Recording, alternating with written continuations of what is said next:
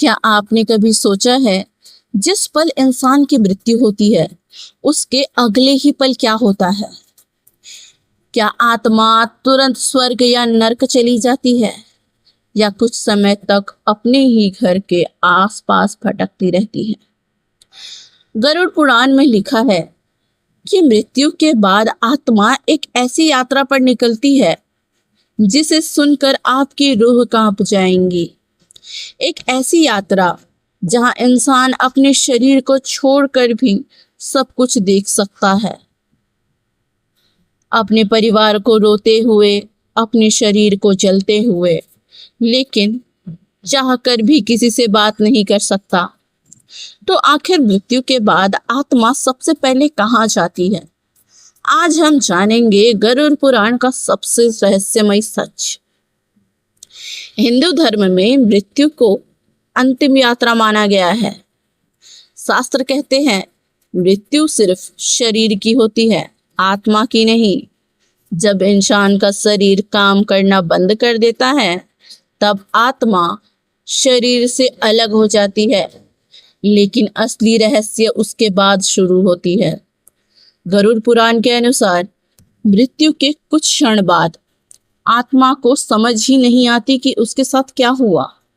उसे लगता है कि वह अभी भी जिंदा है। वह अपने परिवार के पास जाती है, सबको आवाज देती है, लेकिन कोई उससे सुन नहीं पाता। और तभी आत्मा पहली बार अपने ही मृत शरीर को देखती है। वह पल सबसे ज्यादा डरावना लगता है। शास्त्र के अनुसार मृत्यु के बाद आत्मा लगभग 13 दिन तक अपने ही घर के परिवार के आसपास रहती है।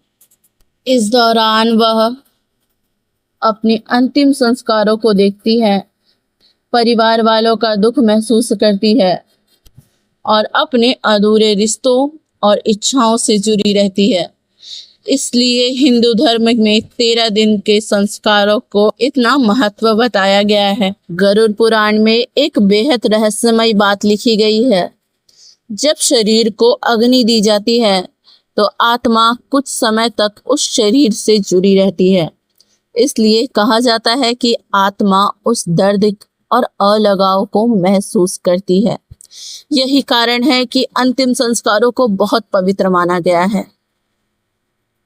गरुड़ पुराण के अनुसार 13 दिन के बाद यमदूत आत्माओं को लेने आते हैं, लेकिन हर आत्मा को यमदूत एक जैसे नहीं दिखाई देते। अच्छे कर्म करने वालों को शांत और दिव्य दिखते हैं, जबकि बुरे कर्म करने वाले को डरावने दिखाई देते हैं। शास्त्र के अनुसार आत्मा सबसे पहले यमलोक की यात्रा पर निकलती है, लेकिन यह यात्रा आसान नहीं होती। कहा जाता है कि आत्मा को एक कठिन मार्ग से गुजरना पड़ता है, जहां उसे अपने कर्मों का एहसास होने लगता है।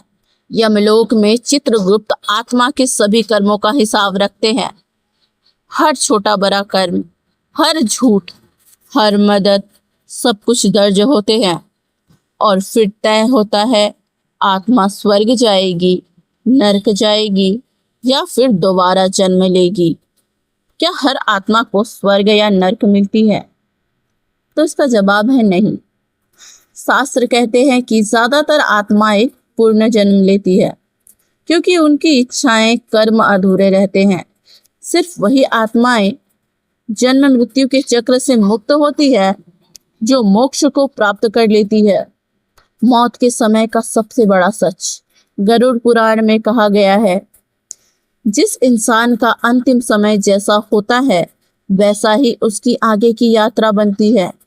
इसलिए हिंदू धर्म में भगवान का नाम, मंत्र और शांत मन को मृत्यु के समय सबसे महत्वपूर्ण माना गया है। एक दिन हम सबको यह यात्रा करनी है।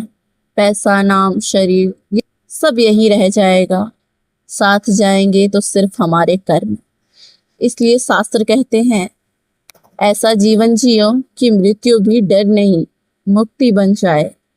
अगर आपको गरुड़ पुराण और हिंदी मिस्ट्रीज के ऐसे रहस्य जानना पसंद है तो हमारे चैनल को सब्सक्राइब ज़रूर करें, क्योंकि अगली वीडियो में हम जानेंगे यमलोक दिखता कैसा है?